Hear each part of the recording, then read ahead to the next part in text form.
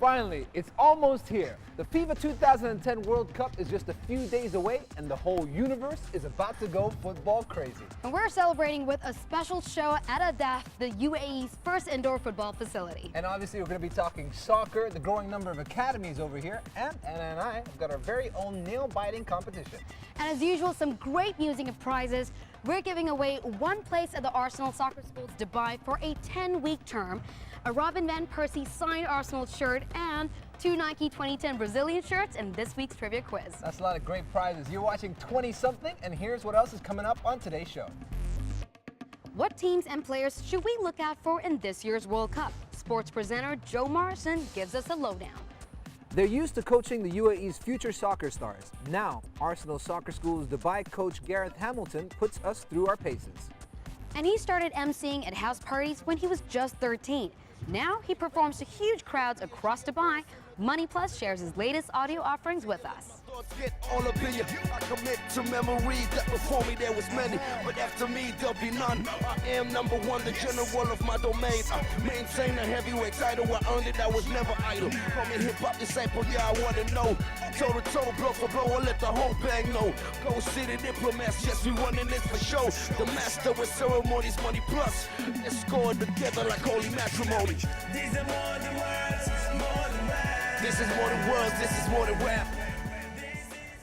That was Money Plus. Stay tuned to hear a lot more from him later on in the show.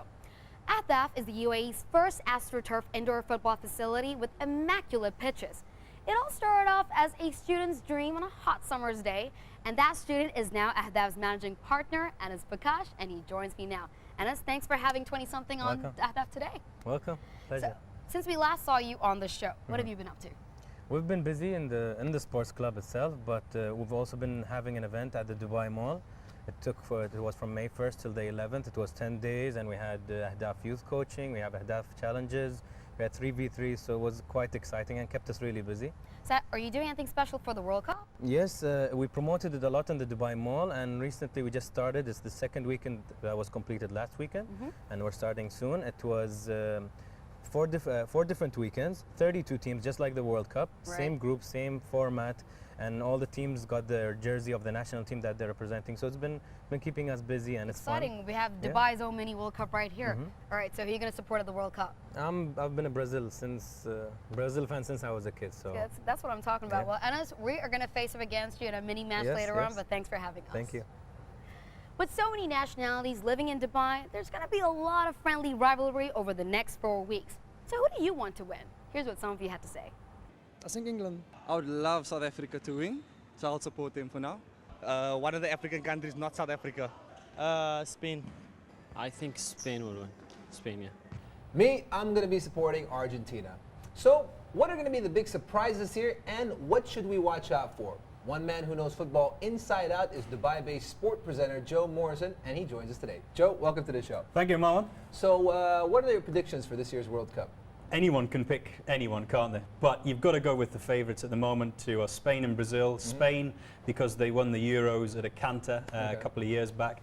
Brazil, because Brazil always have a strong squad, and when they get to the finals, it just clicks. Everything comes together. Now, historically, the host nation also does pretty well. This time, South Africa, but they haven't really done anything with football ever, really. Do you think they have a chance at all? Oh, of course. The home support. I mean, everyone wants to be loved, don't they? And it happened with South Korea. In 2002, they went to the semi-finals. When you have that home support, it's vociferous, it's loud. They've got the hooters in the stadiums. Everyone's rooting for South Africa. When you've got that, it always gives you that extra energy. It's like a 12th man, isn't it? So what does it mean for football to have such a huge event in a country like South Africa?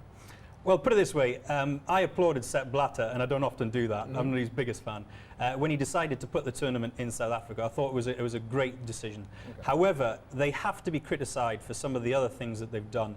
Primarily, they wanted to get the local population to games. Great idea and concept, but they had to book their tickets online, and they had to pay by credit card to get those tickets. Which is difficult for them to do. You tell me someone in the township that's got a credit card. I'll give you my credit card and the PIN number, Marwan, if you can find someone like that. So on one hand, it is a great concept. On the other hand, they've gone about it in a little bit of the wrong way. So getting back to football, which players should we be watching out for this year?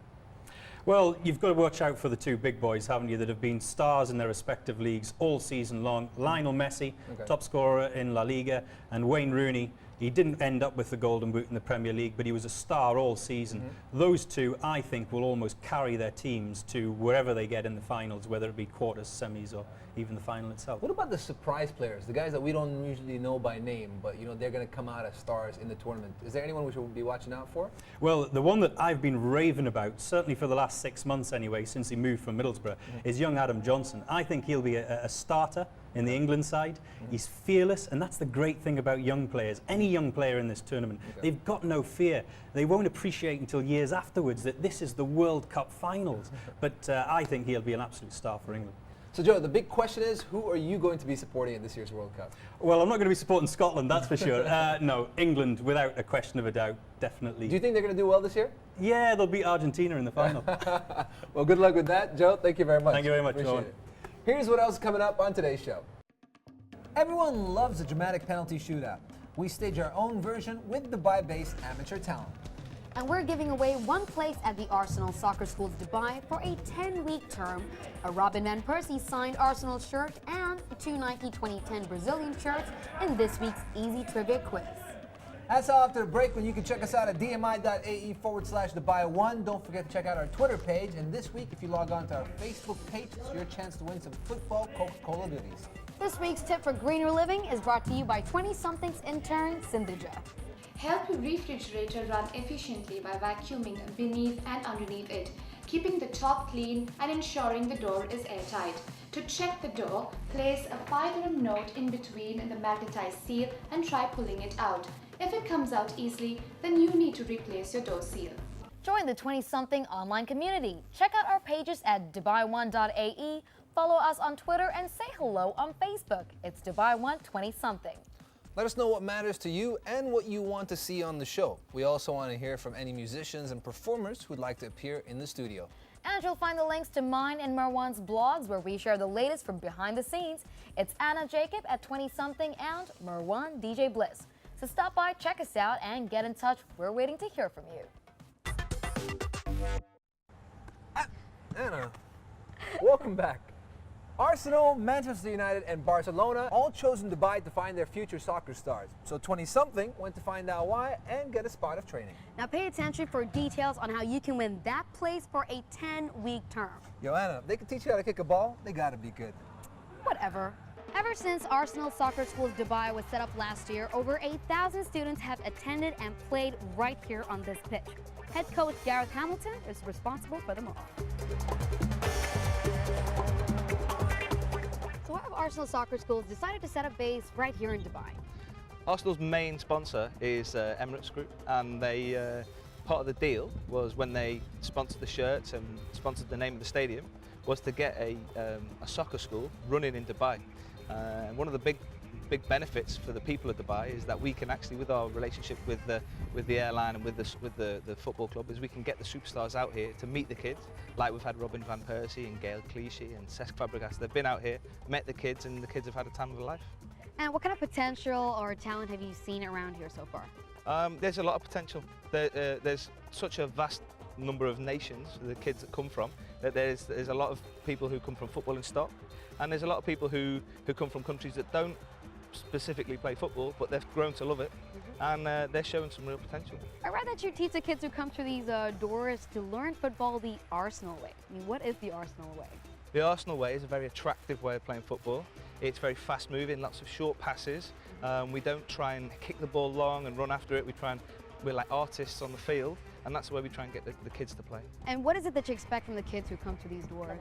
We just expect 100% effort, and we want them to enjoy themselves and learn as much as they can along the way. How do you know if someone's got that, that raw potential to be a footballer?